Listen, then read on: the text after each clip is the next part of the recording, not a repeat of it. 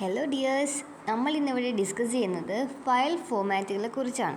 നമുക്ക് ധാരാളം ഫയൽ ഫോമാറ്റുകൾ അറിയാം. അപ്പോൾ അതിൽ കുറച്ചാണ് നമുക്ക് PSC എക്സാംസിന് വരുന്ന വളരെ ഇമ്പോർട്ടൻ്റ് ആയിട്ട് ചോദിക്കാവുന്ന ക്വസ്റ്റ്യൻസ് ആണ്.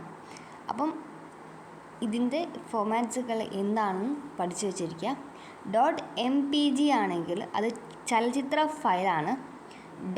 .mp3 ആണെങ്കിൽ അത് ശബ്ദ ഫയലാണ്.